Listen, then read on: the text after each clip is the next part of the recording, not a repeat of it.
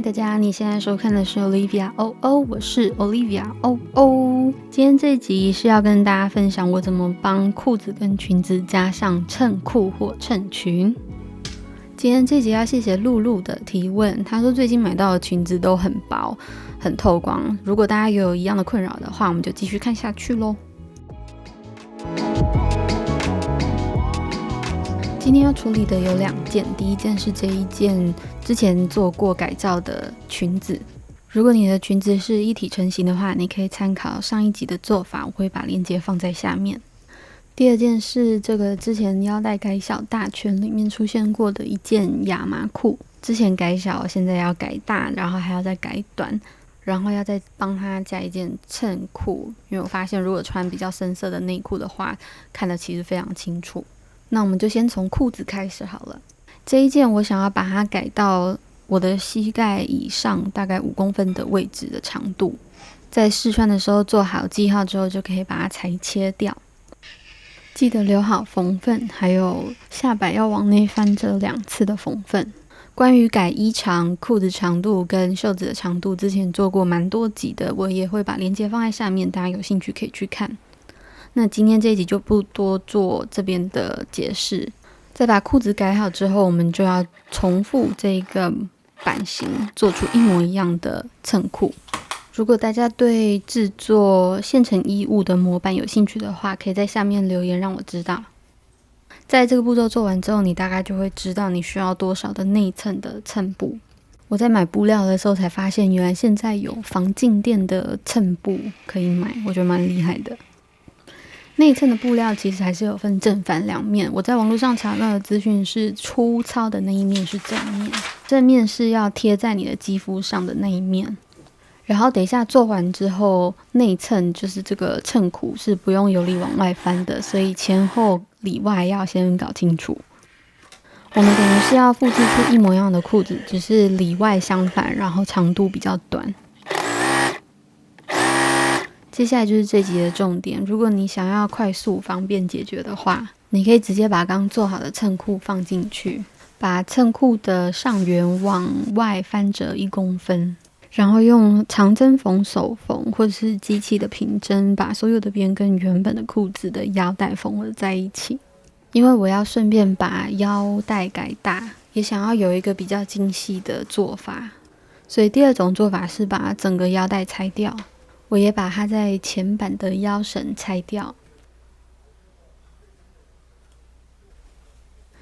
然后就可以把刚刚做好的衬裤在没有外翻的状态下放进裤子里。因为前面的裤裆有拉链的设计，所以在衬裤的部分我们也要做一个记号，然后要把刚刚缝的平针打开。要吃晚餐了吗？我刚刚吃了羊。你可以把衬裤的拉链开口的部分往内翻折一些缝份，然后直接缝在它缝拉链的位置上。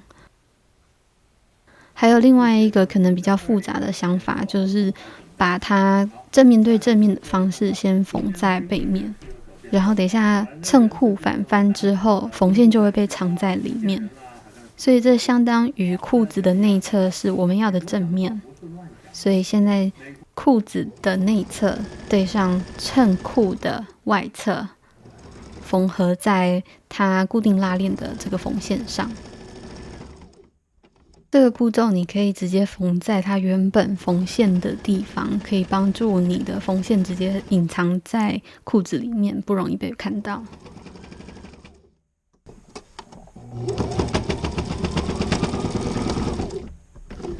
接下来就可以把衬裤跟外裤的上缘缝合在一起。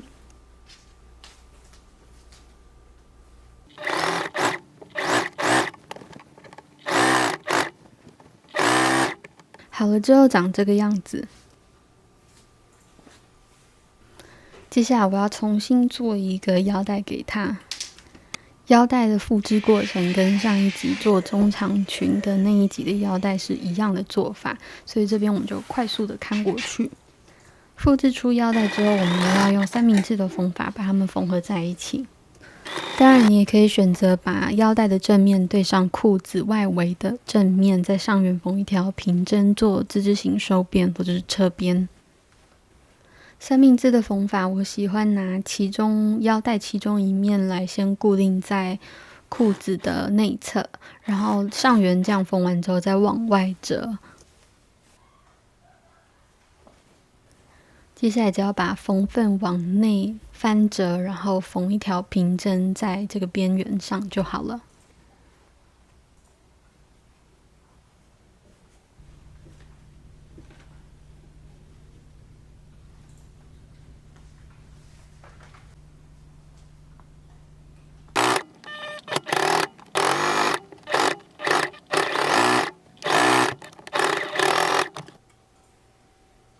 还原它原本裤头的设计，这样子这个夹衬裤的做法就告一段落。接下来我们来看裙子吧，裙子就更简单了。首先我们要先制作衬裙，不包含腰带的部分，我们就等于是复制这一件裙子，然后在下摆的部分减少3公分。几个要特别注意的要点，第一个就是衬布它的正反面。正面到时候是贴在你的肌肤上，然后最后是不会反翻的。在了解这样的原理的状况下，你要去复制这件裙子，包含它的腰绳的部分。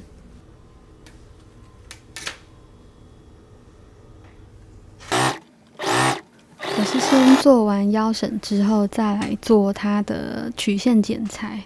我留了大概1.5公分左右的缝份。如果你不是绑带裙、一片裙这样的设计的话，你可以把前版跟背板的布料重叠在一起之后，对折一口气剪裁出所有的侧线。我的是分开做的，但原则上它们的原理是一样的。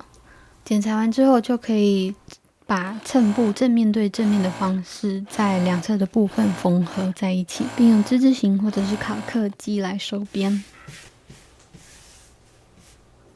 再来就是下摆的收边，你可以往内翻折2次之后，用平针做收边。你也可以用考克机或者是之字形收边完之后，再反折1次，缝一条平针。另外一边侧边的高，因为是一片裙的做法，所以我也用同样的方法做收边。接下来就可以把衬裙缝合上去了。它原本腰带的设计我不想去动它，所以这里最节省时间、最快速的方法就是直接把衬裙像这样子正面对上腰带的内侧，缝一条平针在这个边缘上，记得要对齐侧线跟中点。在缝的时候要尽量靠近它的腰带的边界，或者是你可以选用透明的隐形的缝线来做这个部分。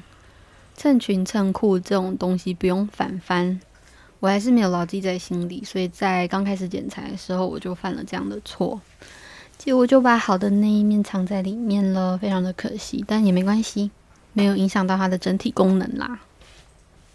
最后一个可做可不做的就是你可以在它的缝份的地方，两侧的缝份的地方做一些手缝的固定。那么今天这一集衬裙衬裤就完成了。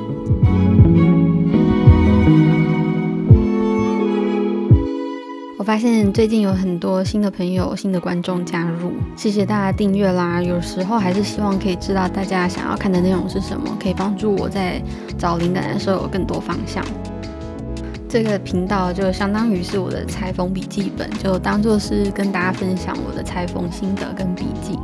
所以大家有什么想法或者是更专业的见解的话，可以在下面留言跟我讲，就互相讨论，互相提升彼此的技巧。